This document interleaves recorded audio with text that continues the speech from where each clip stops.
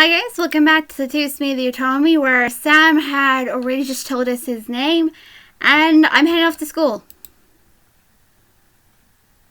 We made it into school without a hitch. Our lockers were in the same part of the hall, so we quickly unloaded what we needed to, and got our important books and whatever else we needed.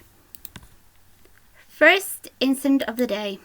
As I walked towards Suzu and Naomi, who were both waiting for me on the opposite side of the hall, something hooked my ankle and made me fall forward. Whoa, ow! Hey, are you okay? Who did that? The three of us looked back to see Lisette and her gaggle of girls. Lisette had a look of complete innocence while the girls around her giggled like no tomorrow. Why, you little... Suzu, don't!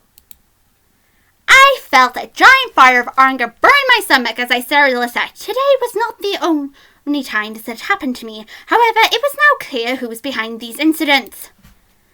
Even if she was innocent and one of the goons did it, it was now obvious that Lisette was the mastermind just from the look on her face.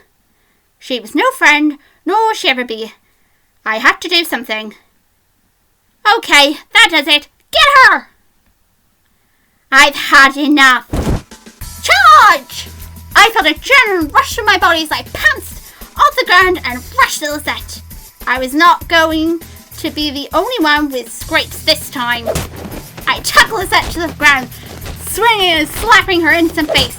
She screamed in fright before trying to push me up and blocking my attacks.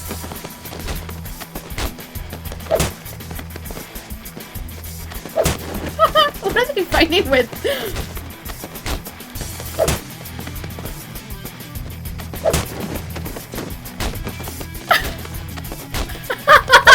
Sound effects below. Holy shit! Anderson! Don't worry, I'm fine. I've got her. Stop it! Naomi, don't interrupt. I wasn't listening anymore. I left my crawl need to get revenge take over as I began to pull at Lisette to get better aim in her face with my free hand. I'd had enough of the bullying, the wounds, the insult. All that was going to burn in the past as I scrapped my nails and hands across Lisette's face over and over. My rebellion would be marked on her pretty face for all to see. Lisette pushed me up and scrambled to her feet, both panicked and angry at the same time. Her emotions were nowhere close to anger I was feeling. Are you crazy? What the hell? I stood very slowly, glaring daggers into Lisette's soul through her eyes. I must have had some sort of monster behind me. Well, maybe I looked like a monster myself, but the gaggle of girls, Lisette, and even my friends had a look of pure terror on their face. I've had enough of you, Lisette. You obviously won't stop unless I fight back. Well, guess what? You're gonna get it. I charged Lisette a second time, shoving her hard against the locker. She let out a yelp of pain as she smacked the back of her head against the metal behind her for glaring and shoving me back. As I stumbled back, Lisette raised her hands, ready to fight. Then come on, Anderson. Show me what you've got. I bet it's not much. Oh, I felt myself slow in anger before raising my own fist, remembering my taekwondo. I quickly snapped onto one leg and braced it. A leg to get a swing kick at her head, but she blocked with her arm and stepped towards me to jab at me. She had training, not surprising. I didn't care much at that moment. I bent back away from the incoming jab, re-establishing my balance as I placed both feet on the floor. Lisette threw jab upon jab at me, forcing me to block my torso and face with my arms and hands. Hit for hit, Lisette and I exchanged and defended blows at each other. It was indeed more than just a catfight. This was a vengeful duel. In my mind, all I saw was Lisette. All I wanted was to make her stop, and if that meant beating her down, then it had to be done. We eventually gained a small crowd of people, all silent, but observing the fight. My anger intensified and my hits became harder with each second that passed between us. I couldn't let her win. I wouldn't let her win. None of Lisette's girls dared to step in, apparently afraid after seeing our skills and our individual fighting styles. Suzu was held back by Naomi's arm, despite both of them wanting to help me. It didn't wait long for it to end, though.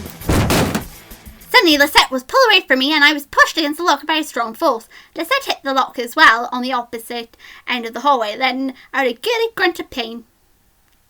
I looked up to see my art teacher, Miss Gordon, holding me against the lockers with a surprise and serious concern on her face. Miss Patterson, what are you doing? I looked to see Lisette being held by Miss Phillips, starting to cry instantly. I knew what was going to come out of her mouth, so I tried to push Miss Gordon off to confront her. Miss Gordon, however, kept an arm wrapped around me, keeping me back. Don't you dare start crying, Lisette! You started this! Miss Anderson, get a hold of yourself! What's wrong with you? What did I ever do to you? I couldn't stop the angry tears running down my face as I shouted across the hallway. Lisette and Miss Phillips stared in shock at me screaming, and Miss Gordon tightened her hold on me. I'm so sick of it! Leave me alone! Eventually, I lost my energy and began to weigh down on Miss Gordon's arms, letting my sadness take over and quenching my anger with tears and swelling pain. I could feel Miss Gordon hug me to keep me upright as Lisette snuffled and confided with Miss Phillips. I didn't do anything to her! She just attacked me all of a sudden. You tripped me! That's a lie, Lisette. You tripped her on purpose. You've always been a snobby prick to us. Never! I gave my condolences about her grandfather's death. I try to keep everyone calm.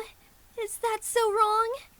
You didn't even sound sincere. We know you were only pretending to be nice to spite us. Enough. Miss White, follow me to the dean's office. Lisette followed, wiping her eyes in fey innocence. She knew how to play up. I remained still in Miss Gordon's arms, unable to bring myself to fight to get at Lisette again. I had done my damage. The gaggle of Lisette's wannabes would make sure I became infamous around the school. I didn't care. I made my statement on Lisette's face and body. I wasn't afraid to do it again. Miss Gordon, however, wasn't done with me. Come with me, sweetie. I nodded and followed. My friends frowned as they watched me leave, but they headed to class without me. Miss Gordon led me to an empty classroom, which had claimed as hers. It looked like all the other classrooms, but our posters lined the walls. Many students loved the room, but hated one thing, the mirror in the very back of the room. It was the one thing Miss Gordon loved to use against her students. With it, she was able to see whoever was using their phones and who was actually studying. Miss Gordon led me to the back of the room and sat me down in front of it. What do you see? Huh? Tell me what you see. I looked in the mirror and saw myself. My clothes were a little ruffled from the fright, but beyond that, I just saw me. Nothing about me seemed different than normal. I see myself. All right. What else? What else? I don't understand. Do you know what I see? I see a brilliant woman who has been working her butt off to try and find herself. She just has a little bit of adversity in her way. Do you mean Lisette? She's not just a little bit, she's a large bit of adversity. She's one big adversity.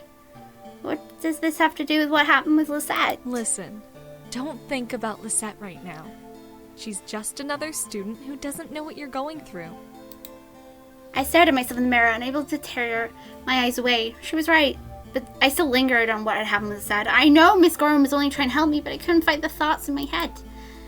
Miss Gordon gently rubbed my shoulders, snapping me from my thoughts. I looked up to see her smiling down at me through the mirror. You know, those were some pretty interesting moves.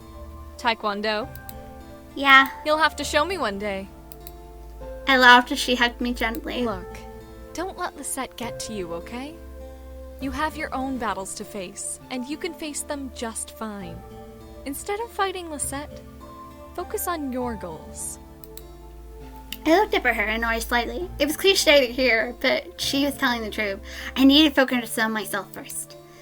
She gave me a smile, a small packet of tissues, and told me that she would handle Lisette. The fear about my family learning of this had quickly appeared, had vanished when she promised to keep me out of it as much as she could. I nodded before heading to class. Surprising, the rest of the day went off without another incident. I went to my class, had lunch, and was anxious to get home. As the bell rang for school to end, I felt my phone vibrate in my pocket. A text from Dad. I'll be picking you up today. Make sure you're ready to go when I get there. That's kind of a surprise. I quickly headed back to my locker and got my things before waiting for Naomi and Suzu. Hey, are you ready to go? Actually, my dad's picking me up. Really? Okay, I guess that kind of makes sense. It does? We'll drive home together next time. Tell your dad that we've got you covered from now on. Yeah, alright. Even while I laughed, something didn't seem right. My dad texted me to say this. Why was he going to pick me up? Had I done something wrong? Did he know? I waved goodbye to Naomi and Suzu before heading off to the usual spot where my dad picks me up. I took the time to listen to my music while I waited. I needed to go to another Rise of the Phoenix concert. Eventually I played the entire album with no one showing up. What the hey, Dad never is late, especially not this soon. This late, I quickly dialed my dad's number again, but as soon as I pressed the call, it disconnected and read a signal disconnection error message. What the? No signal error? How did I not have a signal? I double-clicked my phone and saw all 5 bars for the signal. He must be in a dead z...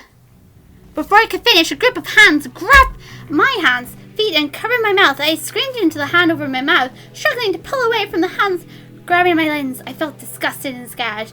Feeling their hands on me, I needed to stop. Hey! Don't dirty up Malix's prey.